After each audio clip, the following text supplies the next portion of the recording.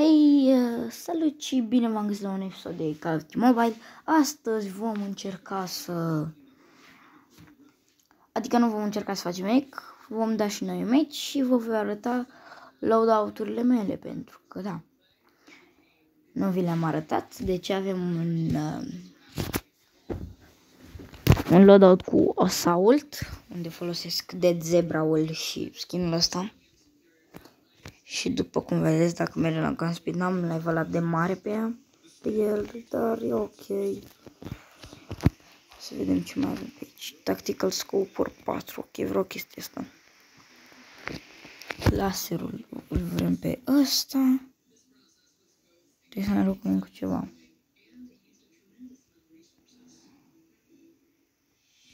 Trebuie să facem așa. Bun. La camuflaje avem aici la send chestii, dar nu ne interesează. Și după cum vedeți la loadout-ul ăsta folosesc knife-ul Red Dragon. Pentru că chiar îmi place mult cuțitul ăsta. Și Annihilator-ul. Pentru că chiar e bun. Piu, piu. Trip Mine-ul și MP pentru că sunt foarte bune. Și cam asta e loadout-ul. Percurile mele să mă regenerez mai repede. Să nu fiu detectat de UMV. Și să nu-mi iau de pașii. Percurile astea cred că le-am la aproape toate. De ce nu l-am și aici? Bun. Aici în loadout cu shotgun-ul, care mi-l mai schimbe din când în când. Am sand pus pe ăsta, e doar level 6, nu prea m-am jucat eu cu loadout-ul ăsta. Hai să mergem la Gunsmith. Da, e default. Hai să punem și pe el niște de astea. Aici. Ha, ce mișto e. Da, poți primi mai mult. În fine. E bine asta așa. Al treilea loadout cu o cățeadă asta minunată. Mamă, ce-mi place asta. Dacă mergem la Gunsmith, după cum vedeți, este deja customizată. Skin-ul îmi place, cum arată. Și am și un scope ori 3 pe ea. Ca să trag mult mai bine. Da, nu.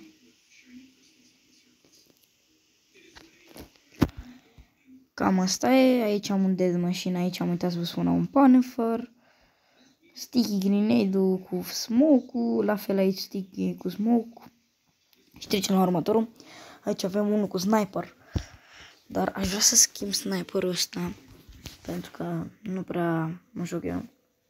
Și vreau să-l schimb cu un outlaw. Pentru că nu. Controlul e mult mai bun. Și vreau să-i pun acest muzzle. La barrel nu o să-i pun nimic. E doar level 6. Nu prea am ce să mai pun pe el. Stock, nu? Camuflaje am chestia asta. Și mai am și la send aici. Deci o să pun outlaw. Aici am un Tempest, pentru că e bun de sniperi. Cuțit Red Dragon. Îmi pare că și la astea două tot... ba nu, aici am avut un... Aici am avut un grey ceva. Și... Ups. Și aici am avut un SMRS. Bun. De fapt, aici aș vrea să pun un de ăsta pentru vehicule.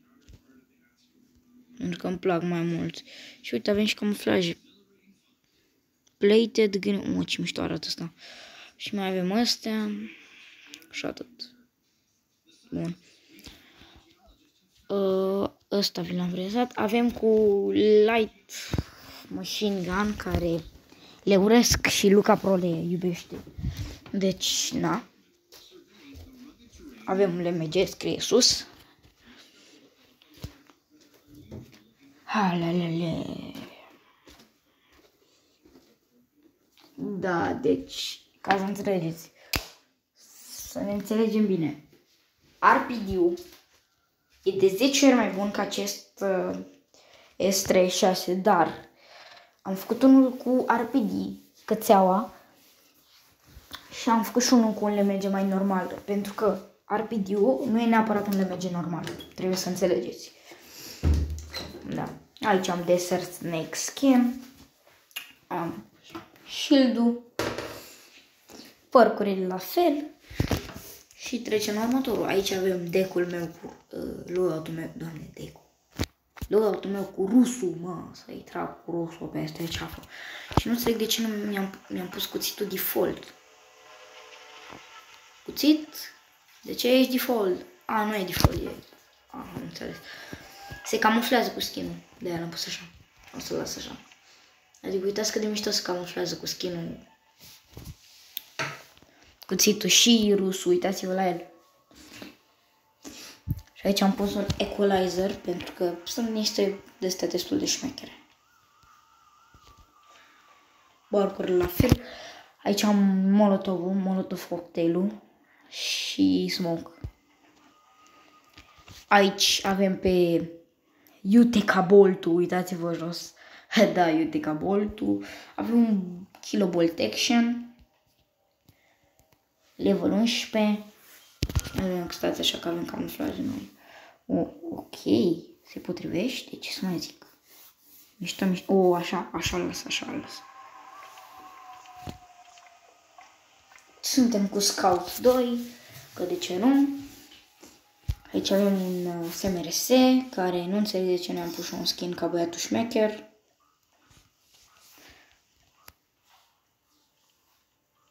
Bun. Un Tempest, la fel că e bun pentru sniper, toporul, pentru că îl țin ca să alergi mai repede, plus că e și mortal.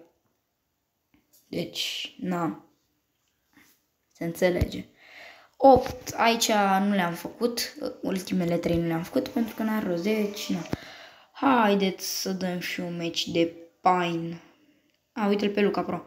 Hai să dăm și un match de Pine, pentru că de ce nu? Deci mergem aici. Hai să vedem unde e. Dați așa, că eu m-am jucat niște kill confirmed. Bun. Hai să-i dăm drumul, un match de Pine. De ce nu?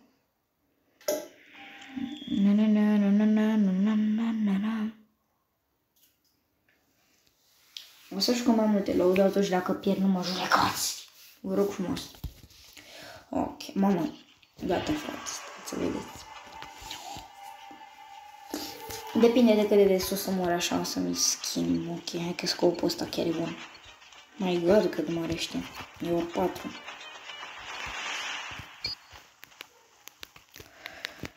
O să dau sunetul puțin mai încet ca să mă auzi și o să nu vorbesc ca prostul singur. Aoleu, am tras și eu. What the fuck? Cum m-a văzut, mă, ăla?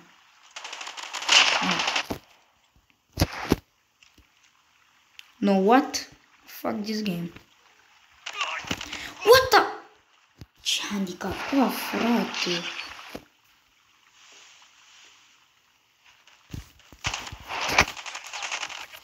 Bă, cum? Nu înțeleg cum mă vede ăsta, cum face. Shut the fuck up, motherfucker. Let's go here. If you want to die.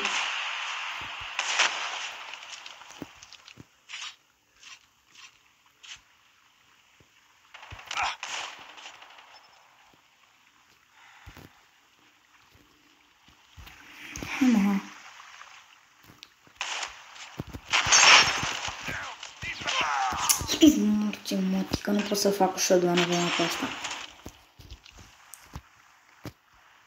Let's go, cățea. Forța cățeale, forța cățele, forța cățele, forța cățele.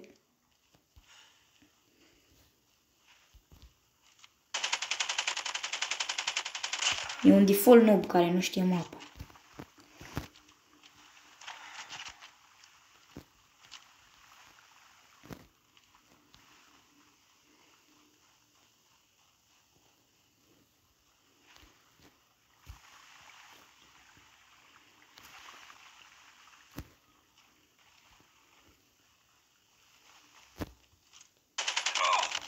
Uitați-vă și voi, deci vreau să vă kill cam asta. Cum a dat? Băiatul meu, cum a dat acolo? Tu-ți gura, Mati, stai că-ți bagă ceva. Hai să te văd acum, te în gură. Fac aici o mică manevră. Am eu o manevră care o fac mereu.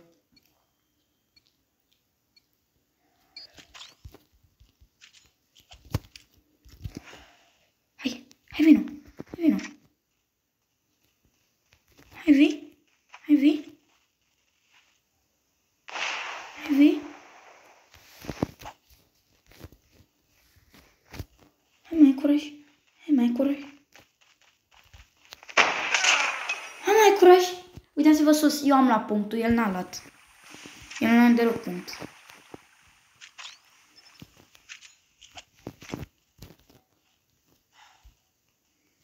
Hai mai curaj, hai mai curaj, hai.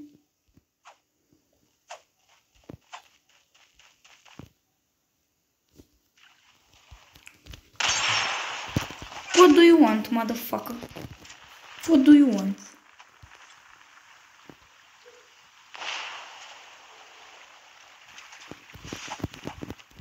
What do you want, motherfucker? Ești bun? Hai mă, ești bun? Eu vă spun ce are el. El are o armă super OP. Stai mă. Ceva upgradată. Nu știu ce are. Dar îmi dă foarte tare fast aim și n-am să-i fac. Hai mă, motherfucker-urile. Hai mă, gaure. Hai mă, gaure. Și mai prost ca Gauss, tu. Ești mai prost ca Gauss. Aia mai lași tu odată. Aia e norocul tău. E norocul tău, mai lași tu odată. Hai mă, proste. Hai mă, proste.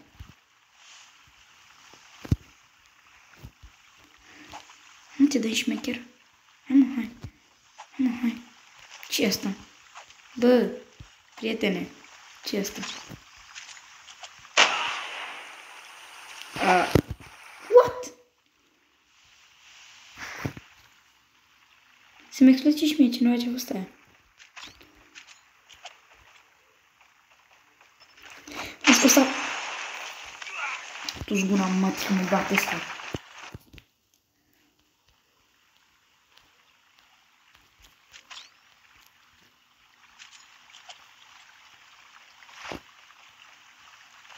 Mă, gaure. What the f... M-am speriat pentru zonă. A, bă, uite la și înapoi. Trei mai.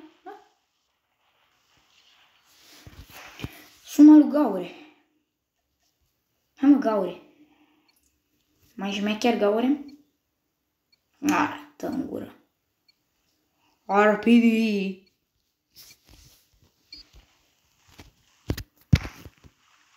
Dă în gură de Gaure.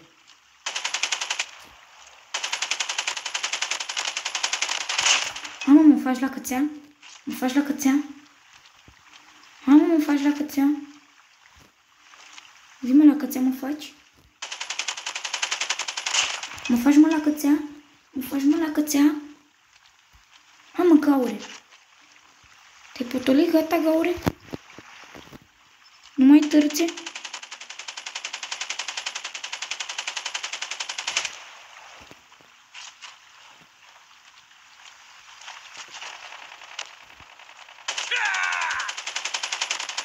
Gata, Gaure? Nu mai ești șmecher? Hai mă, Gaure, că deja ești... Eu văd că e 3-0 aici. Nu știu de tine, dar așa o văd eu. Cum zici? Gata, mă, Gaurel? Gata, Gaurele? Gata, Gaurele? Nu mai ești șmecher?